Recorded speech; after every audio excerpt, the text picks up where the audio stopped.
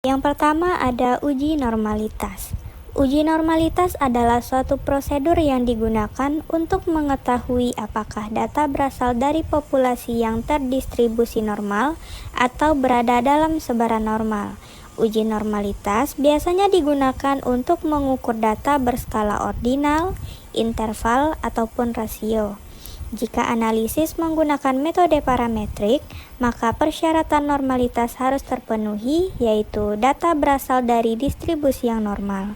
Jika data tidak berdistribusi normal atau jumlah sampel sedikit dan jenis data adalah nominal atau ordinal, maka metode yang digunakan adalah statistik non-parametrik. Uji normalitas digunakan untuk mengetahui apakah data yang diperoleh terdistribusi normal atau tidak.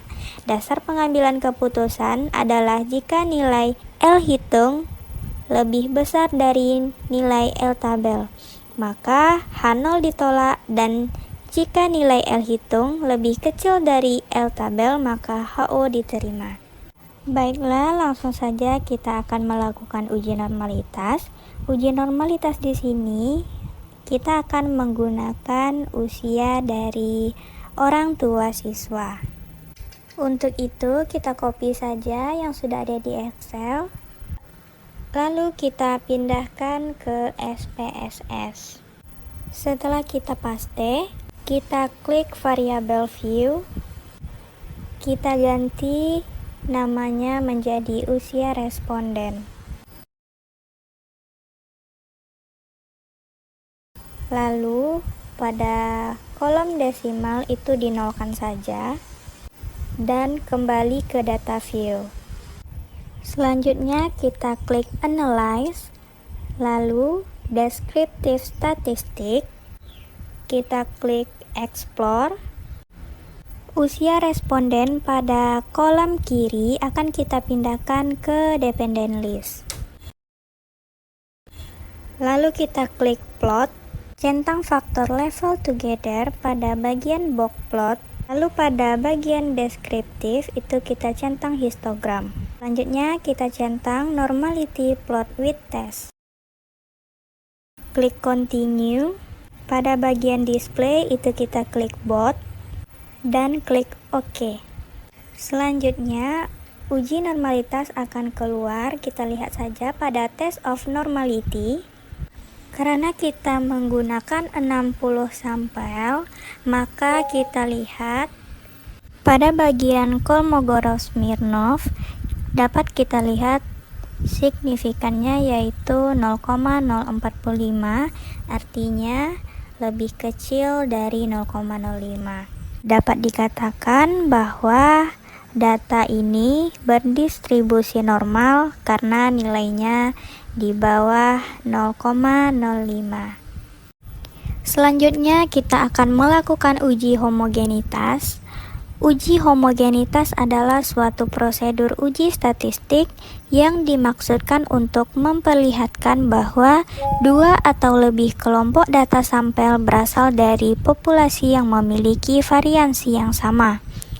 Pengujian homogenitas juga dimaksudkan untuk memberikan keyakinan bahwa sekumpulan data yang dimanipulasi dalam serangkaian analisis memang berasal dari populasi yang tidak jauh berbeda keragamannya. Langsung saja kita menuju ke Excel untuk mengcopy data pengetahuan dan data keterampilan yang sudah kita sediakan. Untuk selanjutnya kita pastekan ke aplikasi SPSS. Kita menggunakan 35 sampel pada data pengetahuan dan data keterampilan nilai dari siswa. Selanjutnya kita klik variabel view, kita ganti nama jadi pengetahuan dan keterampilan.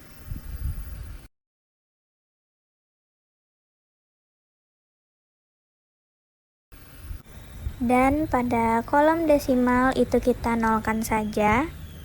Kembali lagi ke data view. Selanjutnya kita klik analyze, lalu klik compare mean dan klik one way ANOVA. Untuk variabel pengetahuan itu kita pindahkan saja ke faktor, dan variabel keterampilan kita pindahkan ke dependent list. Selanjutnya kita klik option, centang homogenitas of variant test pada kolom statistik, lalu centang exclude case analysis by analysis pada kolom missing value. Selanjutnya klik continue dan oke. Kita tunggu datanya keluar dan dapat kita lihat pada test of homogenitas of variance. Di sana dapat kita lihat signifikannya sebesar 0,242 yang menandakan bahwa kelompok data tidak sama atau tidak homogen. Selanjutnya kita akan melakukan uji T. Uji T adalah metode statistik untuk membandingkan rata-rata dua kelompok data guna mengetahui apakah terdapat perbedaan signifikan antara keduanya. Uji T dapat digunakan untuk data sampel tunggal, sampel independen, atau sampel berpasangan. Langkah umum dalam uji T melibatkan perumusan hipotesis, pemilihan tingkat signifikansi, perhitungan statistik uji T, dan pengambilan keputusan berdasarkan nilai p-value. Langsung saja kita lakukan uji T.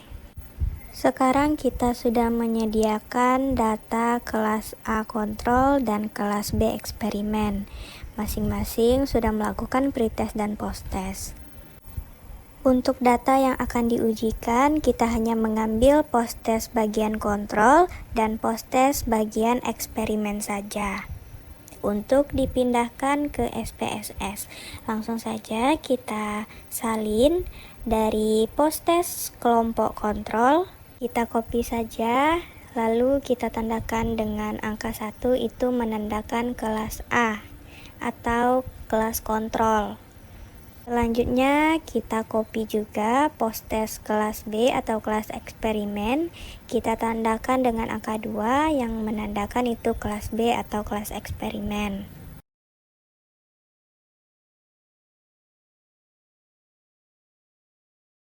Selanjutnya kita copy keduanya itu untuk dipindahkan ke aplikasi SPSS.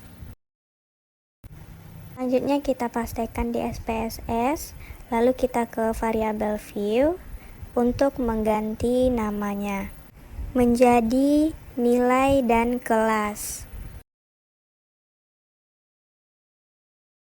Pada kolom desimal kita nolkan saja karena itu nggak penting. Selanjutnya kita ke kolom value pada kelas, itu untuk menandakan atau untuk memberi label bahwa value 1 itu kita labelkan dengan posttest kontrol dan value 2 kita labelkan dengan posttest eksperimen.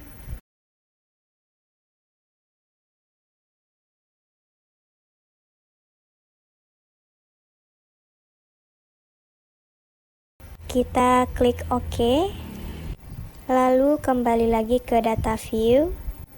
Selanjutnya kita klik analyze, lalu klik compare means, dan klik independent sample t-test. Untuk variabel nilai akan kita pindahkan ke kolom test variabel, dan variabel kelas akan kita pindahkan ke grouping variabel. Lalu kita klik define groups. Pada use specific value, grup 1 kita tandakan dengan 1 dan grup 2 kita tandakan dengan 2. Lalu klik continue dan OK. Selanjutnya kita tunggu saja hasil dari uji T.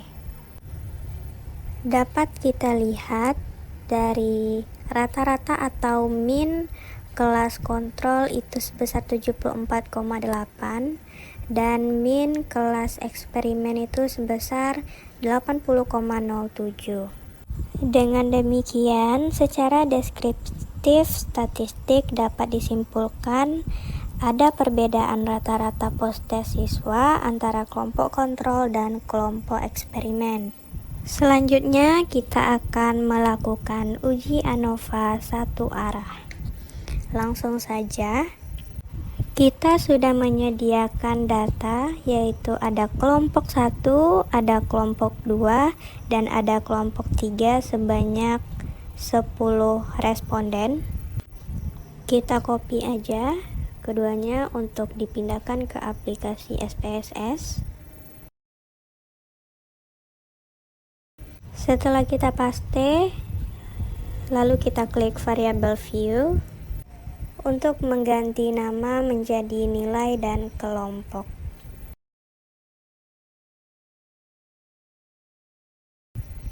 Lalu pada tabel value itu untuk kelompoknya kita ganti atau kita kasih label terlebih dahulu.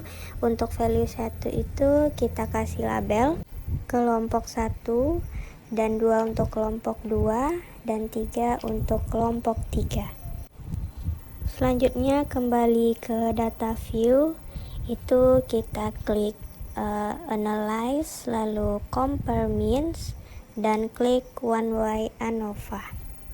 Variabel nilai akan kita pindahkan ke dependent list, dan variabel kelompok akan kita pindahkan ke faktor. Selanjutnya kita klik option, klik deskriptif dan homogenitas of variant test pada kolom statistik, dan klik exclude case analysis by analysis di kolom missing value. Lalu klik continue. Selanjutnya kita klik post hoc. Kita centang saja Bonferroni pada kolom equal variance assumed, dan kita klik James Howell itu pada kolom equal variance not assumed. Lalu klik continue dan oke. Selanjutnya kita tunggu saja hasilnya keluar. Dapat kita lihat dari hasil analisa deskriptif itu terdapat perbedaan nilai pada setiap kelompok. Untuk mengetahui perbedaannya signifikan atau tidak, maka perlu mengujinya menggunakan ANOVA. Selanjutnya kita lihat pada tabel test of homogeneity of variance. Dapat disimpulkan data yang dianalisis memenuhi asumsi uji ANOVA, karena dapat dilihat nilai p-value adalah 0,626 atau lebih besar dari nilai alfa 5%. Maka dapat dikatakan bahwa varians nilai ujian pada ketiga kelompok adalah sama, sehingga kita bisa melanjutkan ke pengujian ANOVA. Kita lihat lagi di tabel ANOVA. Berdasarkan tabel ANOVA, dilihat nilai p-value 0,000 atau lebih kecil dari alfa 5%.